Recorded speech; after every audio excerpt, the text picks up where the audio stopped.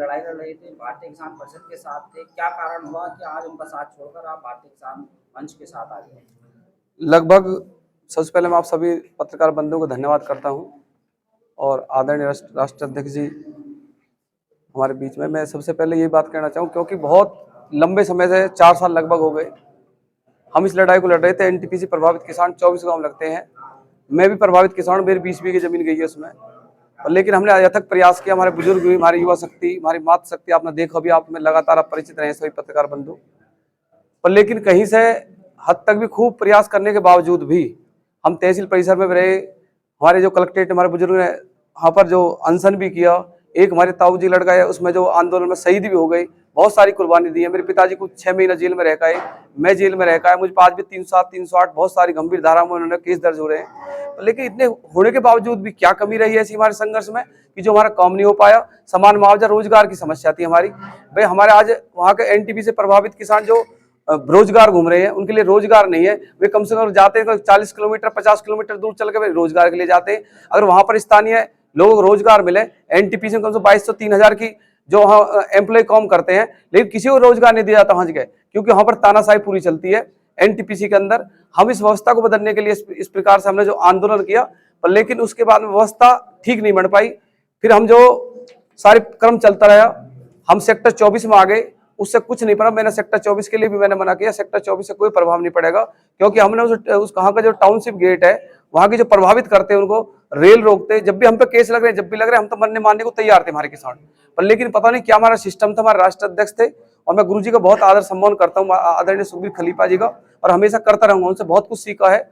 लेकिन उनकी व्यवस्था वे ठीक थे, लेकिन जो उनके और जो मार्गदर्शक सलाहकार थे, कहीं ना कोई कमियों के कारण वे हमारे जो लड़ाई थी वे पूर्णतः अंजाम तक नहीं पहुंच पाई।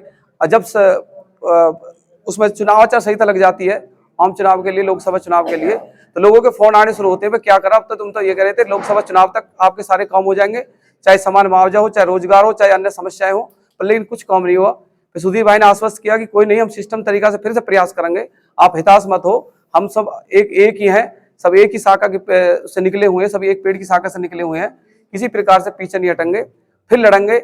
और फिर अपने जो हमारे यहाँ की समस्या है रोजगार, विशेष रूप से रोजगार के लिए मैंने खुद स्वयं ऐसे मेरे जो संघर्ष के साथी थे जो रोजगार भी कर रहे थे, कहीं बाहर जा रहे थे, वे घर बैठा दिए।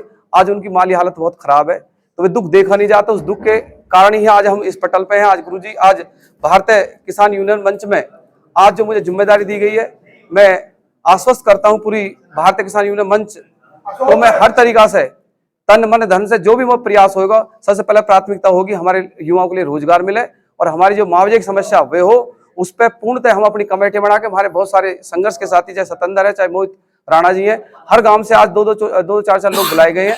हर गांव में फिर से जाएंगे, लोग फिर से उनकी हिम्मत जुटाएंगे, और फिर से हम लड़ाई लड़ेंगे, अब पीछे नहीं हटेंगे। अगर हमने कोई कदम रख दिया आगे, अपने लक्ष्य को आगे बढ़ते रहेंगे। और गुरुजी से भी हमारा कोई नहीं, उनसे पूरा आशीर्वाद उनका है, उन्हें कहते ठीक है आप लड़ो लड़ाई, और हम गुरुजी का कोई हमारा वो नहीं है अंदर किसी प्रकार से भी। इसलिए यही हमारी वे है कि सबसे पहले एनटीपीसी प्रभावित किसानों का काम हो, उसके साथ साथ हमारे बिल्लू प्रधान जी बैठे हुए हैं यहाँ पर, क्योंकि हमारे ग्रेट नोएडा में विशेष एनपीसीएल जो है, बिजली की बहुत गंभीर समस्या चल रही है। चाहे गरीब का जो घर है उस पर अगर एक बल्ब भी जल रहा है, उस पर 4 लाख रुपए बिल हो रहा है। एनपीसीएल इतनी मतलब उसने तानाशाही कर रखी है, उसके खिलाफ भी मैंने अपने राष्ट्र अध्यक्ष जो आदरणीय सुधीर चौहान जी से भी मैंने इस पर अवगत कराया कि सबसे पहले हमारी दो समस्याएं, एक तो रोजगार और एक हमारे बिजली की जो समस्या हमारे क्षेत्र में चल रही है ग्रेट नोएडा में, वहां से पूरे दनकौर क्षेत्र तक पूरा उसने कवर कर रखा है। वही कंपनी ऐसा लूटने का काम कर रही है, किसानों को शोषण करने का काम कर रही है, तो उसके खिलाफ हम मोर्चा खोलेंगे।